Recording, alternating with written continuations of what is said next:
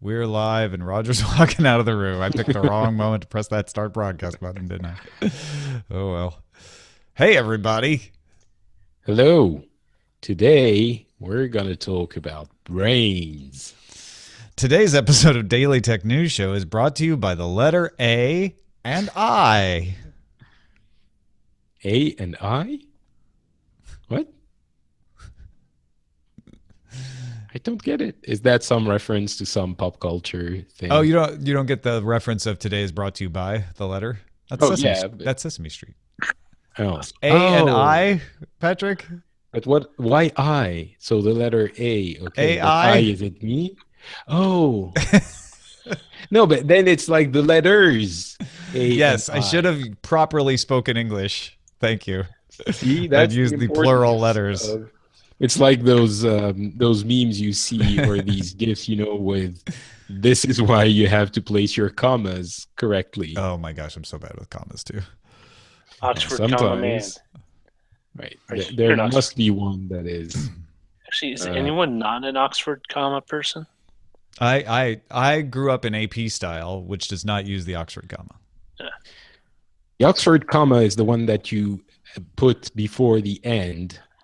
Yeah. A and D, right? Right. Yeah, I think And this is AP style was not to use a comma before and in a list, and that Oxford comma is to use a comma in a before. That is, I don't understand why you would not use the comma. It can lead to many a misunderstanding. No, the and implies a comma. There's no need for it.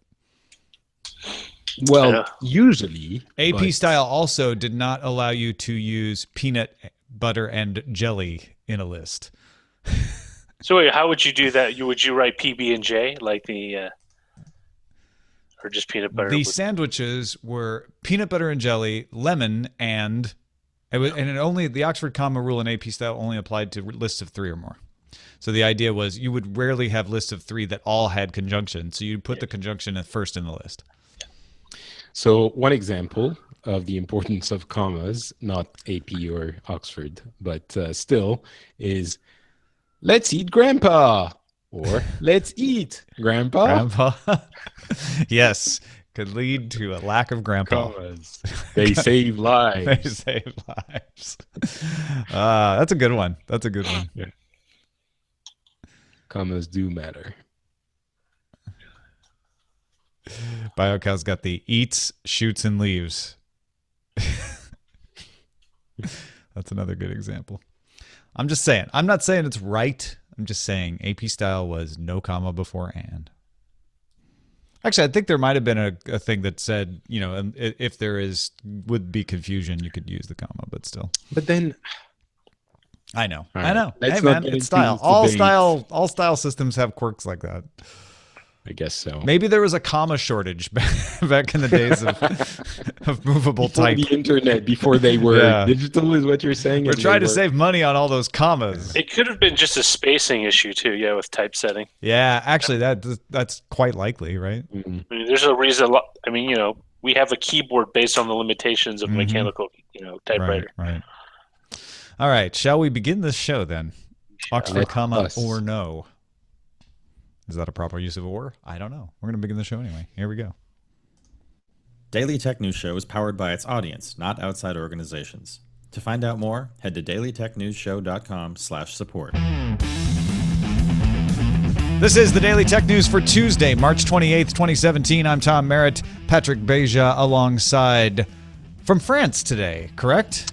Yes, indeed. I am in France, and I am ready to talk about tech and not about the Oxford comma or the AP style comma like we did in the pre-show. Yes, don't give a F about the Oxford comma, as the song goes.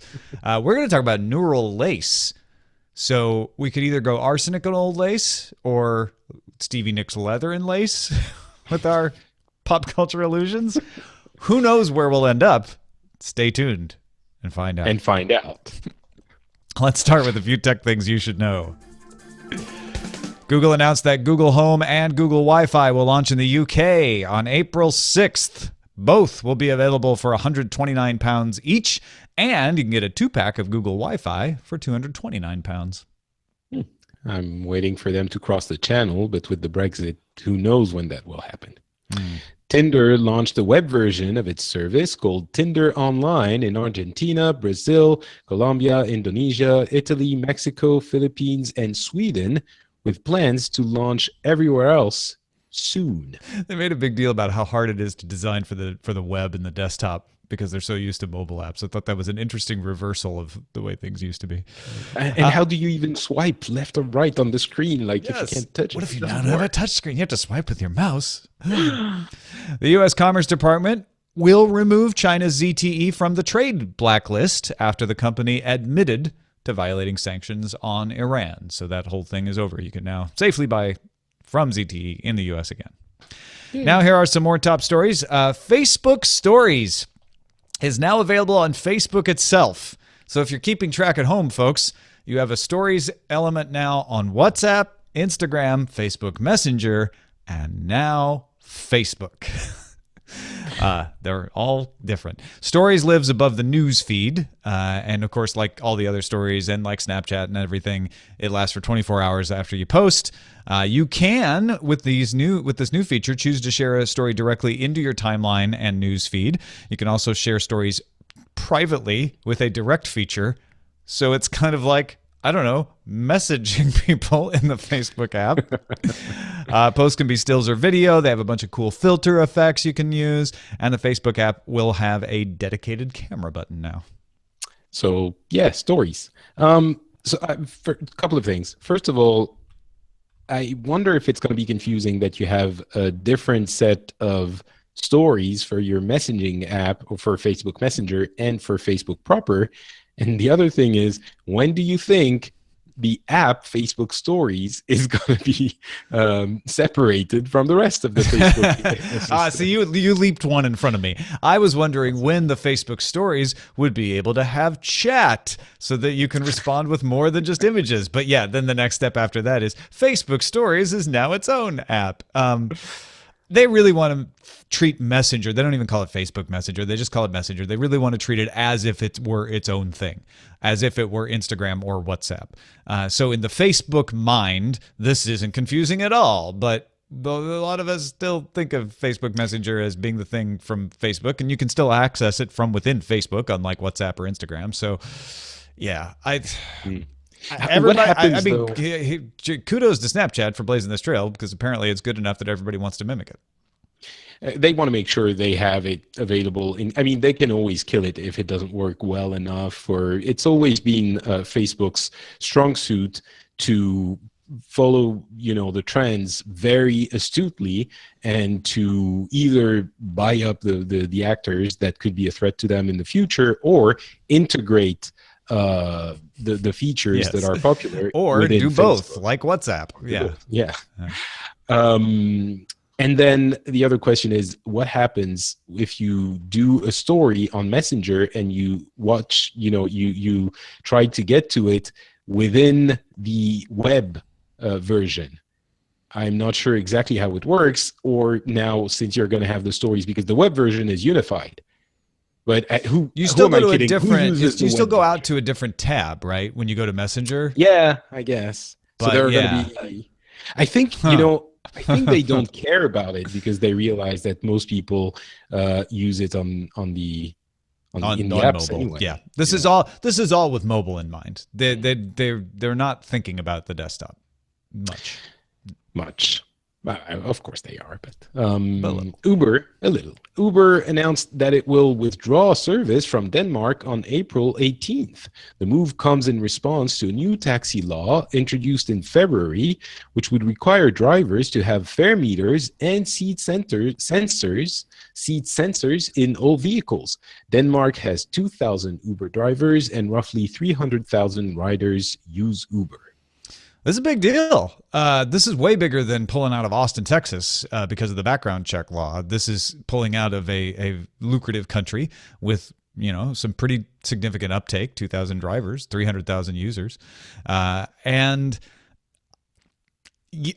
it's always hard with Uber because, there's more to this story than just the pieces of the law, but requiring any ride-hailing service, forget whether it's Uber or Grab Taxi or Lyft or Ola or whatever, to have a fare meter seems a little ridiculous. Yeah, it definitely is, forcing. This is basically, and I think that's why they might have just, not even tried to fight it, or maybe they did, but I mean, ultimately, it makes the Uber service one of the 2 or 3 core elements of the Uber service irrelevant. I mean, if you're going to be paying that way anyway, I guess it's not entirely irrelevant, but it does look weird, especially if they have to follow the same kind of metering that other taxi companies do, if that is set by the administration. But yeah, it seems like Denmark is really not. It seems like a move designed to make Uber's life difficult. Well, and Uber already had been declared illegal several times in Denmark, but it was doing its normal thing of continuing to operate while it challenged the lawsuits. So this feels like they just the Danish government just got tired of that and put through a law that would essentially make it impossible for them, but now makes it impossible for anybody else to compete with taxis. Yeah. Scientists at Boston University published a paper in Nature Biotechnology describing a way to make mammalian cells follow 109 different sets of logical instructions with consistent success. They tried more than 109, but 109 of them they were able to make work consistently. So they're not the first to do this with a cell, but they're the first to do it consistently, especially with a mammalian cell. I think some E. coli have been programmed before. Cells execute instructions by using a protein, DNA recombinase, to cut and paste segments of DNA in order to produce or stop production of proteins. So the oversimplified version is, I don't want it to make this enzyme, snip out that part of the DNA, boom, it won't make the enzyme again. Oh, wait, I want it to make the enzyme, snip, put the enzyme back in. One cell, this was one of the demonstrations, was made to light up when a certain enzyme was absent. So that's the kind of thing that could be used in diagnosis if you want to check, like take a blood sample and check, is this protein that is present when a particular disease is present, I will mix it with this, and if it glows, then I know the disease is there.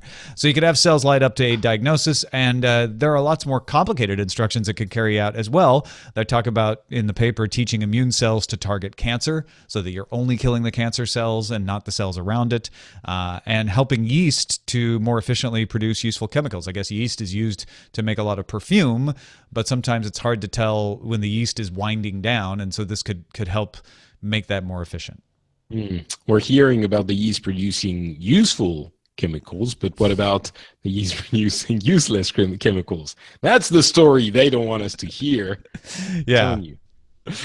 Yeah, this sounds awesome. It is way out of my, I understand it is tech, but I wonder if it turns into, if biotech turns into, I don't want to say proper tech, but the kind of consumer tech we can all relate to at some point in the future. We're making strides, but I don't know if it's going to turn into. I go to computers all the time, and so there's some elements of that there. The tendency when you see these headlines is to want to jump to like, ooh, so a computer that runs on DNA, and exactly that's not exactly what's Which going on. We've heard about for a while, but But what? Think about it this way: if you're a developer and you know how to handle logic gates, and or not, all of that stuff, you could get a job in biotech with this, because you could help program, you could help come up with programs, because the same principles that apply to your computer algorithms can now apply to biological systems that can execute certain things and especially have medical applications. Well, there we go. That is what we'll encourage our listeners to do if they're looking for that kind of job, I guess. The Wall Street Journal reported that Amazon's Go cashier-less convenience stores won't open to the public this month because the system can't track more than 20 people at once. There are a few other quirks in the system, including problems when customers slow their movements. The journal's sources say Amazon won't open the store to the public until the technology gets better, which probably is a good idea. I want to know the 20 thing just seems like a capacity issue. Like that, that sounds like something they ought to be able to figure out eventually. The slow movements, like, can you imagine people are like, I don't want to be charged for this ketchup, so I'm going to move real slow. Yeah, that is definitely the kind of thing they should pay close attention to. But yeah, I mean, good on them. They should definitely not launch the thing, because this is the kind of thing where you can become a meme very quickly, and it can shift the company's perception. You were talking about this very thing yesterday with Veronica, saying that Amazon, come on, nondescript Apple assistant that I'm not going to say the name of. This only happens on this show. I don't know why. Strange. And you were saying Amazon. Anyway, go ahead. So you were talking about the image of Amazon, which is, it's very true. There are no fanboys for Amazon, and so there's no, I mean, some people like it, some people dislike it, but it's a very different relationship than with other tech companies, some of them at least. But that I can imagine a million ways that these could turn into memes that would be amusing, but also damage a little bit of Amazon's image. Yeah, and to be fair, it's easy to be the naysayer and say, I told you it wouldn't work. But they got it to work with people moving at normal speed and up to 20 people. Like, that is pretty impressive, because if you didn't quite catch this, it's cashierless. There are no cashiers. You walk in, you scan, the fact that you're an Amazon, customer. It approves that. That's all you need to get into the store. Then you walk around, pick up your stuff, and leave. Just don't do it too slowly.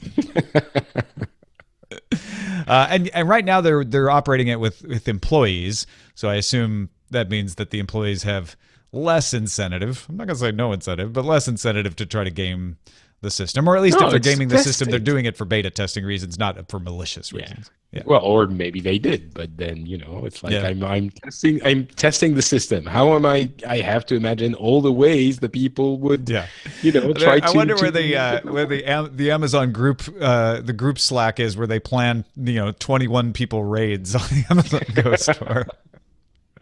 That would be a really interesting thing to beta test, or to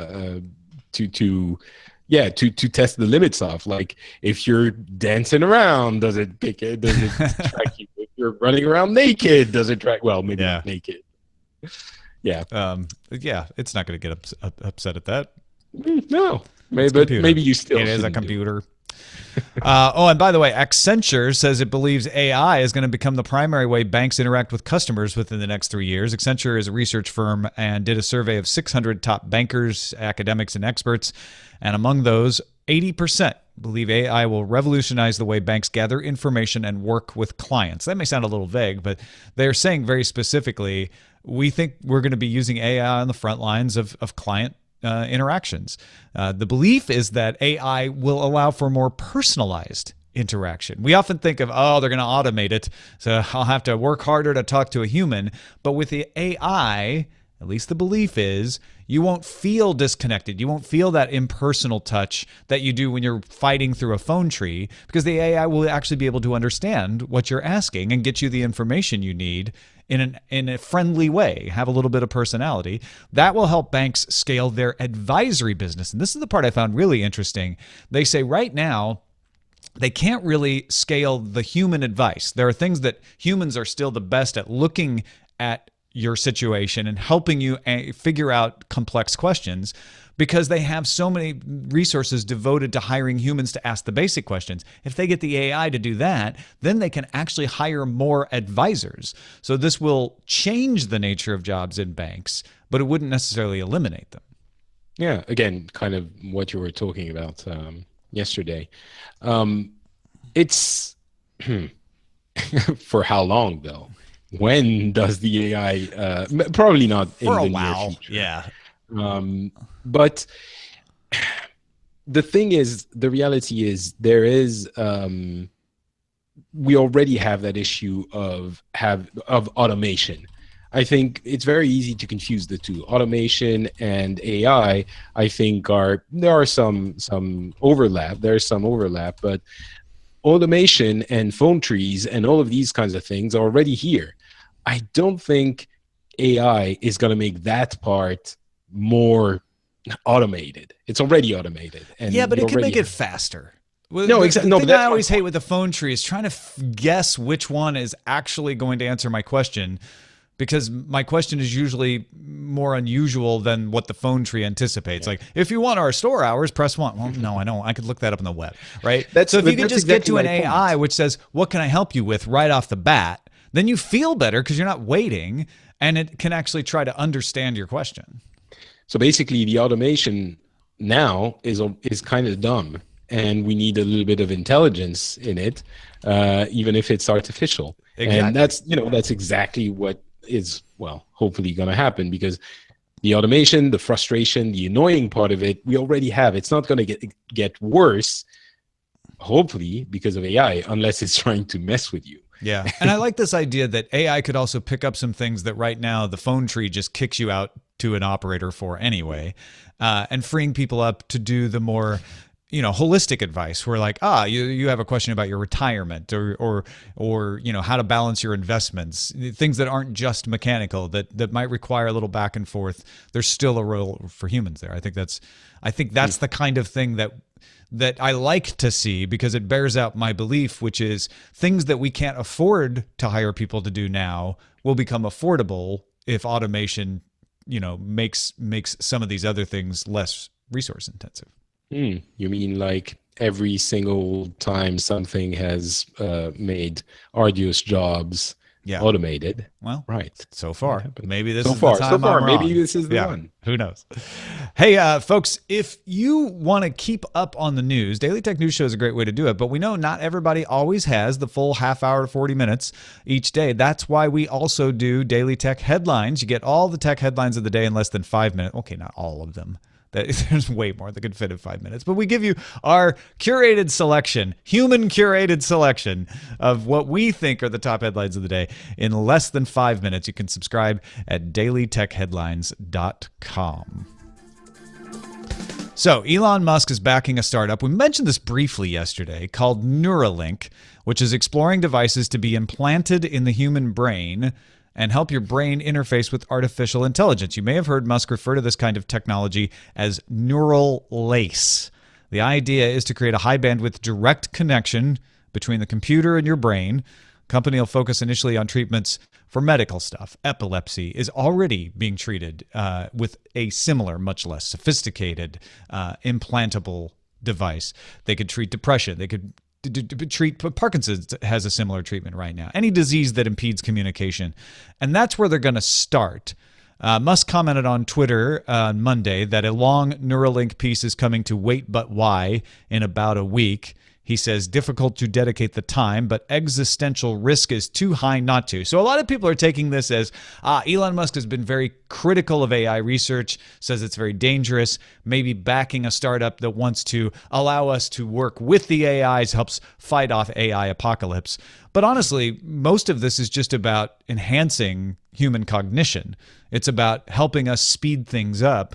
In fact, there's another company that's doing this called Kernel that was created by Braintree co-founder Brian Johnson. Johnson's talked a lot about, hey, we're already cyborgs. We're already using, outsourcing parts of our brain. We just have a really slow connection because we have to type things in or touch things on a phone. And so what he wants to do is create a better connection between that information and the brain. So there's all kinds of ways to go with this, Patrick. What do you think of all this? So I think the first thing that comes to, or at least that came to my mind, was if it was anyone other than Elon Musk, anyone else, except maybe Bill Gates or a couple of people, but even Brian Johnson, I guess. Yeah, right. Yeah. Anyone else, people would be laughing their butts off at this. It would be like, or maybe not laughing, but, consider it not kind of realistic. a crock. Like, I don't, I'll believe it when I see it. Exactly. And the fact that Elon Musk has already done pretty incredible things after having stated, well, we all know who Elon Musk is. So I think this brings this idea not just into focus, not just that it brings it a lot of publicity, but people look at it, and if they had thought, it's ridiculous with someone else, here they think, okay, wait a second, is this actually serious? And they might give it more credit than they would have if it was someone else. So that's the first thing. The Elon Musk effect is really strong, just like the Force. Yeah. The Force is strong. The Musk is strong? The Musk is strong with this company. Yeah, that takes another meaning. The other thing which is really interesting is that idea that we already have externalized tools that interface with our brains. I think, there's this idea, the analogy of, or I think it was Steve Jobs who said, he wants to create the bicycle for the mind with a computer. What his analogy was is the speed of animals. If you take all the animals on the planet and you rank them by fastest speed they can do, the humans are really low, but if they use a bicycle, then they shoot up to like the 4th place or something like that. And the image here is that if you use a tool to enhance the way your brain can function and the things that your brain can accomplish, you just have to see it as a tool. So it resonates very much with this explanation of really the difference is the connection, the type of connection that you have. And Elon Musk is going to invest heavily into the software part, because the connection is very hardware driven, well, obviously, but then once you're connected, if you manage to be connected, then you need the software to work properly, and that requires a lot of research and development as well. Well, here's the thing about this. We are farther along than some of you out there think.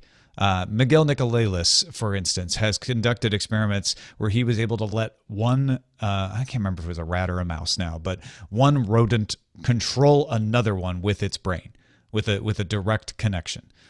We can do this. Don't forget the story, we talked about it on DTNS, of Nathan Copeland, who was able to control a prosthetic hand with his mind and feel a certain level of touch.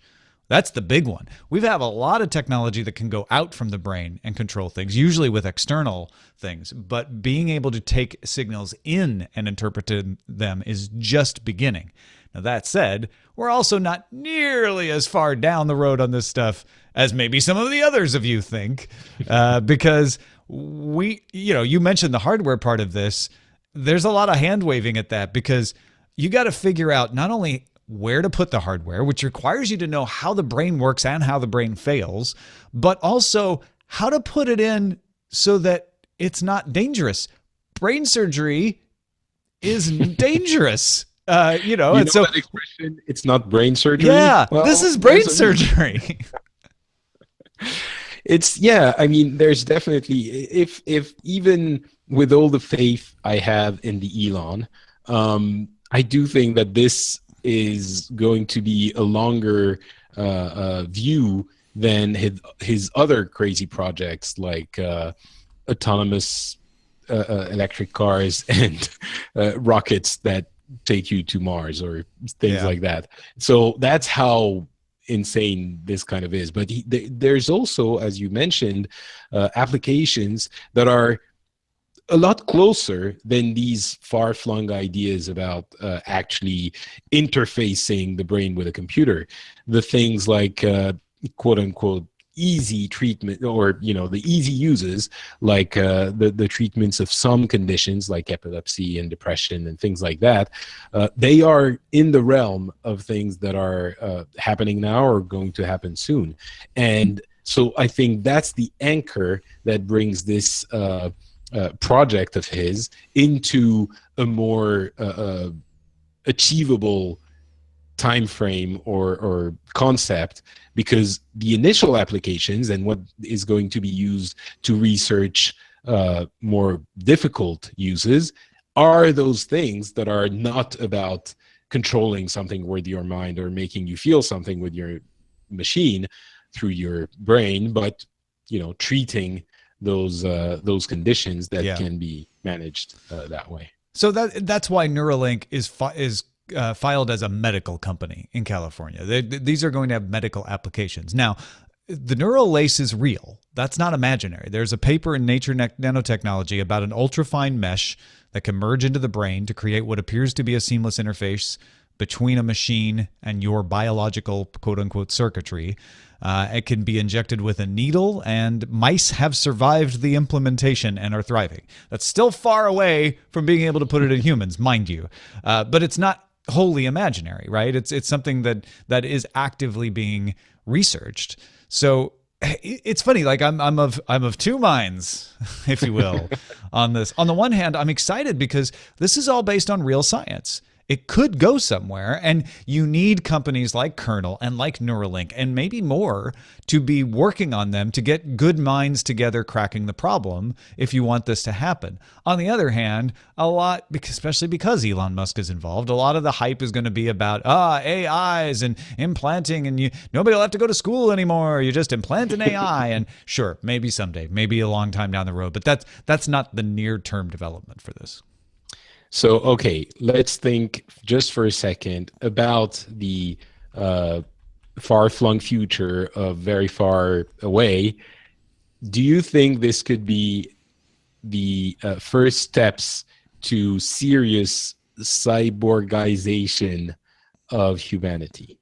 Oh, it's part and parcel with it, right? There's the cyborgization of, my eyes are failing. Get me some new eyes. Boom, put them in, right? And so this could be sort of the operating system that allows that to happen, because it's like, well, they send it a little differently than the organic eyes do, but my AI can pick that up and translate it for me, no problem, right? Like all kinds of things become different. Maybe we don't fear AI because we become the AI. I mean, when we think about cyborgs, we think about replacing body parts with machines, but what if it's also, are we still ourselves if the majority of our cognition is artificial? Like, there's some pretty mind-blowing topics in there. Yeah, that is incredibly Would you do it? Would you do it, Patrick, if this became a thing where they're like, hey, all the kids are getting the neural lace and they're smarter and they don't have to type things anymore. There's no more saying, hey, assistant, out loud. You just think it and you get all the information you need. Would you do it? Well, assuming it was entirely safe health-wise, I think I might. There is very little difference in the way I envision it between something like this, like thinking, hey, assistant, or not even having the conversation and reaching just thinking, into what's the population of China? Right. Boom, and then you know it. Exactly. So you have some kind of externalized, maybe memory bank, but also some kind of, and that's where it gets murky and completely science fiction-esque, but thoughts, processes, or some not morality, but some also not just ethics, knowledge, but also thoughts that are externalized. But I'm not sure how much how many steps removed it is from, let's imagine, a permanent AR device that gives you a huge amount of information with you speaking the commands in a way that it would be understood very naturally. Well, yeah, it replaces the interface for the AR. Exactly. That's something I hadn't thought about. Like, you still need the AR to be able to project whatever it is into your vision, but you don't have to interface there anymore. Your brain can handle the communication. Does it though? Does it need the AR? And now we're far. Yeah, maybe it doesn't. Maybe the neural mesh, the neural lace, it brings the memory or the can just take the input in your consciousness, and you're like, oh, just like when you're thinking, what's the population of China? Oh, of course, it's 1.6 billion. Yeah. No, you're right. Maybe there doesn't need to be a lot of external hardware. And the really interesting thing is, between all of those pieces, be they external knowledge a la matrix, like the little cartridge you insert and then it zips it into your mind, or the eyes that you're going to replace, or the limbs or whatever, they're going to need some kind of OS or some kind of, base to work on. And maybe Elon Musk is starting the basis for that. And then we're going to have to demand that he uses standards, because seriously, like, we can't have some kind of different, standards war happening. Is your brain proprietary or on an open standard? Exactly. Yeah. No, that's crazy.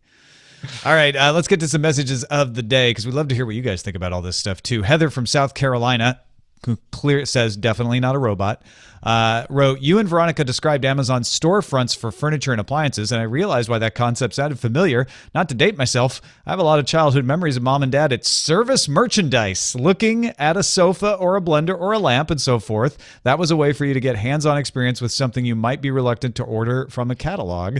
It was that showroom store for furniture. It didn't have VR, couldn't put it in your house, but it's basically Amazon taking service merchandise and adding VR to it." And Don wrote in complaining that he was trying to set up two-factor authentication on an Apple account when he realized he couldn't because he only uses Windows and Android. Apple requires an OS device, an iOS or Mac OS device, to get two-factor authentication notifications. So if anybody knows a workaround for that, if you don't own an iOS or Mac OS device, is there a way to use two-factor authentication? Apple says they're rolling it out slowly, so maybe they just haven't got to the Windows people yet. But it is a big shortcoming in the two-factor authentication, because I know people who use iTunes on Windows and they don't own any other Apple devices. So until recently, I used to use two-step authentication, which was a different thing for the Apple ecosystem. And a few months ago, I switched to 2FA. And you're right. I think I do need to have the Apple device. It says it on the Apple support page, like you must own one of these devices, and they're all iOS or Mac OS devices. There probably isn't a huge amount of people that small slice. You're right. Yeah, I mean, what would you even use your Apple account for if you don't have an iOS device? I have iTunes, and I love buying music and watching videos on my Windows laptop. Right? And I don't want it to get stolen. And maybe you use, the mail service and others through iCloud.com. I get that. But it's a narrow slice. Finally, Greg, professor of broadcasting, television, and film production, wrote in and said, "Salut, Tom, Patrick, et tu. I can't count the number of times I've learned about something on a DTNS that I've immediately used in class. Later today, I'll be leading a lecture and discussion on video streaming technology for undergrad TV students. The show is part of my daily commute, and this morning I stayed in my parked car to listen as you read another Jay Martin's comments regarding H.264ify. I'll be downloading the add-on myself, and 100 Canadian TV students will be better informed. Thank you. I'm a proud patron of DTNS. And Patrick, you should read the next line of this email." Et aussi le rendez-vous tech pour l'amélioration de mon français is what he meant to say. Yes. Oh, fantastic. Well, thank you, Greg, for that. And thank you, Patrick. This was a fun topic. I can't wait for us both to have our neural laces implanted, and then we won't need all this equipment to do the show.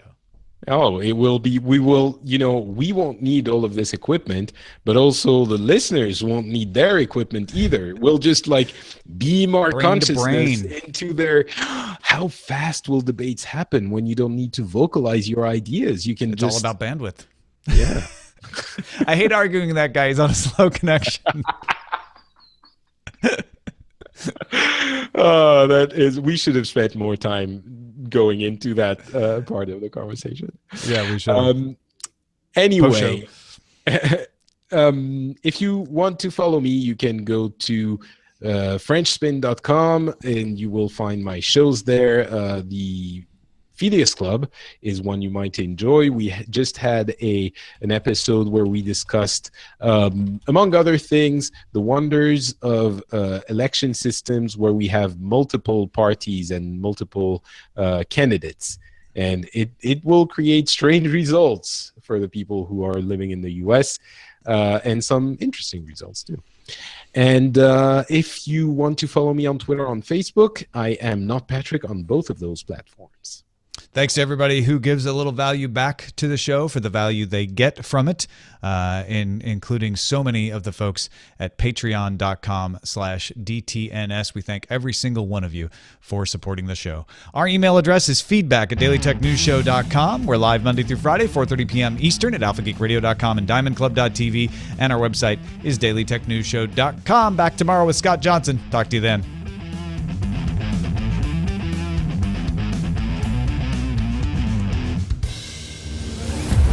This show is part of the Frog Pants Network. Get more at frogpants.com. Diamond Club hopes you have enjoyed this program. It looks like the chat room has found how to use the 2FA on appleid.apple.com. Thank you, hometown rival. Yeah, I was just thanking him because I asked him for that link. If you want to approve the security key, but don't have devices that can be updated to iOS 9, you can steps to step verification. Amazing. There you go. You can set up to simply below. Oh, that's fantastic. Hometown rival for the win. Good find. That's why I asked. That's why I asked the audience. It's great. I'm going to write that into tomorrow's show right now.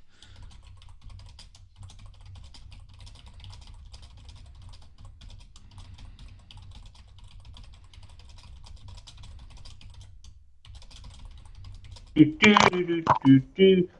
right. Oh, hi, Ellie. Hey, Ellie going to help us pick our title today? You want to pick a title? Yes.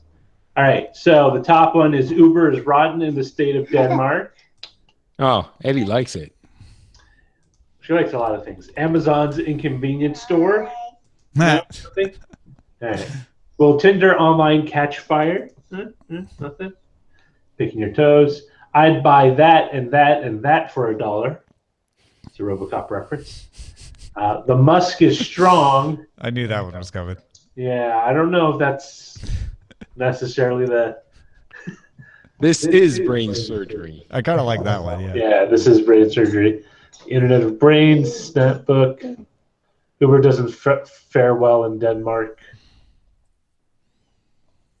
Go speak to an A. Snip, snip, skip chips. Elon wants your brains. Maybe Elon is really just a cyber zombie. And it's just... From the future. Yeah. He can only eat cyber brains, so he's trying to speed up the whole process. He's going to go hungry before then, though, wouldn't he? Oh, we I don't know, maybe it's a fuel-efficient model. Yeah. The 1,000-year Musk. It's the Musk, Thousand-year Musk 1000. Very, very, very. So this is brain surgery, right? Yeah, I kind of think so.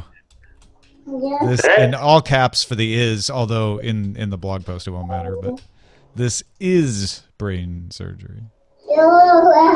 Yeah. Maybe I'll get you a keytar. It's like You're going to get Ellie a keytar? Well, I have my MIDI keyboard over here, and she's playing with it. She likes. Is she musically inclined? She dances, but I don't know if that's necessarily musically inclined. She musically reclined? She likes grooving to music. Yeah. Ellie's going to have neural lace before all of us. Yes. Well, hopefully that secures her future. You know, honestly, I'm hoping we have replicators by then. And then she's going to be complaining about talking to her dad over his slow bandwidth connection. Why do I got to talk to you face to face? Put on the helmet. So Every time I try to talk to you with my neural lace, the conversation keeps dropping out, Dad. Upgrade your connection. I mean, it'll be interesting once we move beyond our physical, you know, like, what if you could just do a brain-to-brain transfer of information? Hey, so we're still live. Yeah. You realize at some point in the future, Ellie might get to see this video and be incredibly embarrassed. No. I have plenty of other embarrassing things I can... Okay, this won't be the worst. Says the proud father. Yeah. Listen, being a parent is all about juggling their emotional state. What? Mommy's in... All right, guys, I'm going to go. All right. Thank you, Patrick. Good show. Thank you very much. Thanks. Say bye-bye to That was fun. Everyone. Bye. Have a good night. Ellie. Bye. Bye, chat room. Love you all. Goodbye. Bye. We're just going to hang with Ellie for a little bit. It's Ellie's world. We just live in it.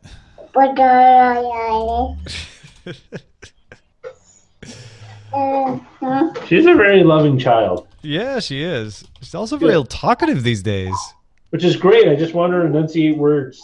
She can say yellow, but she say yellow, yellow, yellow, and then she picked up an apple at the supermarket the other day and say apple. Oh, okay. Getting there. Yeah. Oh, you want to help Daddy put on this sock? Yay! You're like a little squire. You're legally exempt from being paid by me. It's awesome. From each according to their ability, to each because they're your daughter. Wait, where is that from? Teach? I know that's whole... Marxism. Yeah. From each according to their ability to each according to their needs. You know what it is? It's because I always not confused, but in my mind, it sort of blends in with the infinite diversity. An infinite combination? Yeah. That's funny. So it's just like it's like one of those true. Well, because you know why? I wonder if it's because there's the Spock line from the movie, the needs of the many outweigh the needs of the one. Or the needs of the few, or the one. Ugh.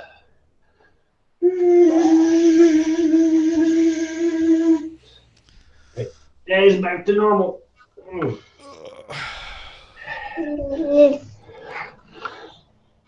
Are you a Spockist then? Not a Marxist? Dr. Spock, sure. Dr. Spockist, yeah. Me next. Pez. I remember when my mom mentioned Dr. Spock the first time. It was when she was pregnant with my younger brother. And I was like, you mean Spock? Like, I really thought she meant Spock, like Leonard Nimoy. Oh, wait. Did you think that she was going to do like... Yeah, I thought like Leonard Nimoy like wrote a children's book or children's guide to having That's children. what I used to think it was. Like Dr. Spock. Why do they keep calling him Doctor? Doctor's a separate guy on Star Trek.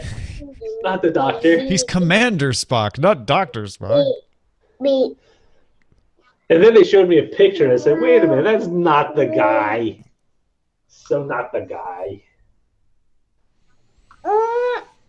All right.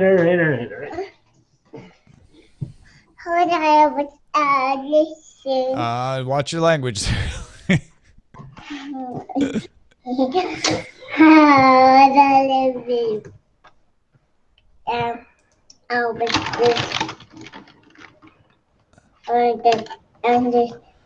I never realized that Star Trek wasn't as popular in Japan as I thought it was. How you thought it was as popular there as it is here? Well, like as it is in Europe, which is to say that people know. Yeah. It's a pretty regular. I think Star Wars has more traction. Star Wars. Oh, Still. What's the I matter? have to pay a performance fee now. Oh. But was that a real song? Really? Was it? It was a composition. Somebody composed it. I know. No one cares what we're saying right now. They're all just looking at Ellie play. Or listening to Ellie. Ellie's musings. Is she going to have her own show soon? I hope not. I think part of it is that's a lot of pressure to put on a kid. Yeah, that's true. Unless the audience is mostly of her peers. You want her to be a child actor, though, you're always saying. No, that's I a want lot her to be, more pressure. I want her to be in commercials because the obligation. That's a child actor. Is it? Yes. I mean, is I don't know. Is that how You're that saying works? you draw the line at commercials because you think that's less pressure. Yes. All right. I don't think there's.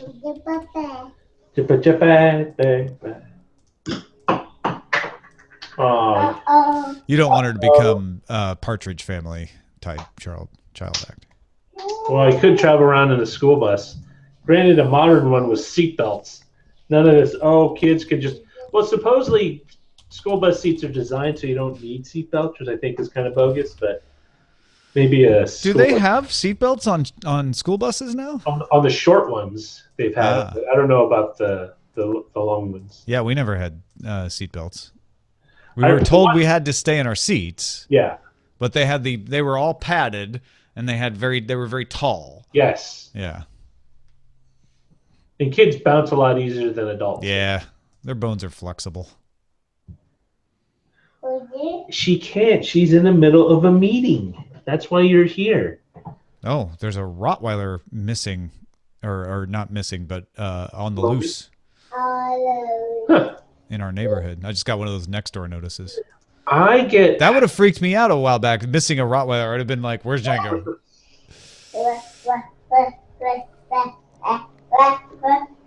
But now I have a Border Collie and a German Shepherd mix, so she would not be called a Rottweiler. Right, Ellie? Right? You don't want a pet, right? If it's a pet, it's going to be a turtle. Something that lives long is low maintenance. Turtles are more maintenance than you think, but Are they're they? certainly easier than dogs or cats. Well, I mean, I don't want like a Teenage Mutant Ninja Turtle. The thing with turtle is you have to be very careful with their diet and their temperature, depending on and it depends on what kind of turtle you get. What about a tortoise? Aren't tortoises pretty heat resistant? I don't know. Every kid wants a pet. The key is how to redirect that desire into something like piano lessons. How do you turn wanting a pet into desire for piano lessons? Well, if you let me know if you figure out that trick. Yeah, and it's gonna show up on a scene on TV. Bad Weave says Ellie's just come up with 4 amazing show titles, but none of us speak baby, so we'll never know what they are.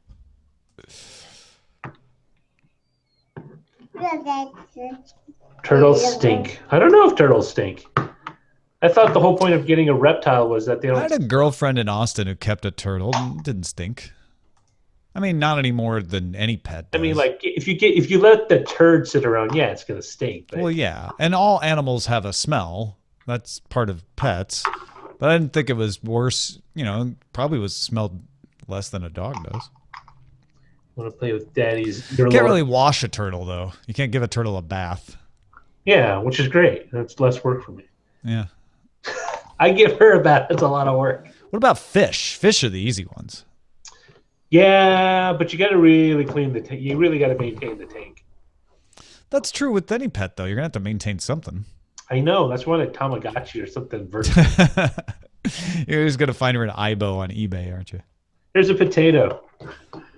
You can bathe it and keep it in bed. But when it sprouts, it's out of here. When it sprouts, it scallops. Alrighty. I believe I have published this here show. I hope you all have enjoyed it. I'm people in the chat room. So are you saying turtles are a huge, like a larger commitment than like a dog? No. I said they're less of a commitment than a dog or a cat, but there's still more to them than you can't just buy them and leave them and sprinkle. Well, no, food. I'm not gonna stick it in the corner and just like. I feel like there's more to them than there is to fish. With fish, you like set the tank at the right temperature, you sprinkle food in twice a day, and you're kind of done. You clean it every once in a while. With the turtle, you have to make sure the heat lamp is at the right level and get them exercise. And I don't know. Do they need maybe that was just my girlfriend's turtle. Maybe other turtles are easier. Did she take her? Did she take hers out for a walk? Yeah. The people who are really serious with their turtles will create turtle runs, so the turtle can go walk around on its own and get exercise without escaping. Like, is it just a giant treadmill? Or is it just a bunch of tubes? No, it's just like walls. It's like a little maze, and then they can just walk. You have to have a yard for that, though. Alrighty. Thanks, everybody, for watching. We'll be back tomorrow with Scott Johnson. Talk to you then. Goodbye. And Scott, no, that's